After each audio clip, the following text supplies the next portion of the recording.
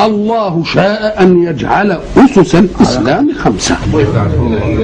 أسس الإسلام 5، وبعد ذلك يبنى الإسلام.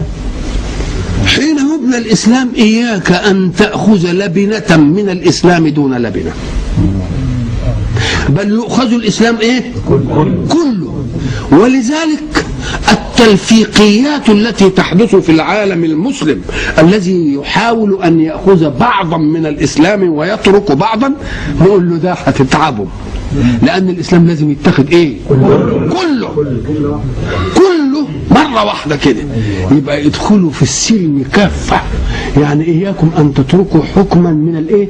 من الأحكام. الذي يتعب المنسوبين إلى الدين الآن أننا نريد أن نلفق حياة إسلامية في بلد قانونها غير إسلامي. يبقى ده التعب ولا لا؟ ضربت لكم مثلا، أنا لو تعرضت لواحد بيشرب خمر أبقى أنا اللي اعتدت على حريته، مش كده ولا لا؟ ويحاكمني ولا لا؟ حاكمني. لكن لما أكون في مسلم، في بلد مسلم، أنا وهو حين نرفع الحاكم والحاكم وياه، يعني بساعد الحاكم، مش كده ولا لا؟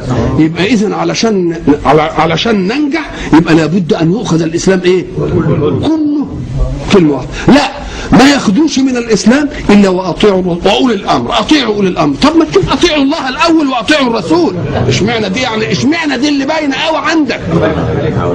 اشمعنى دي اللي باينة عندك؟ ليه؟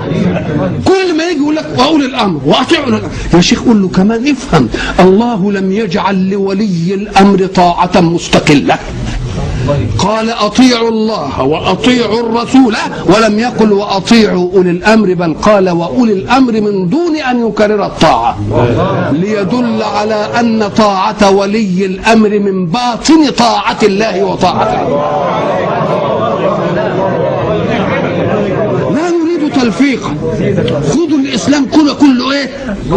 هاتوها من أصرها وخذوا الإسلام كده كله إيه؟ كله واحد.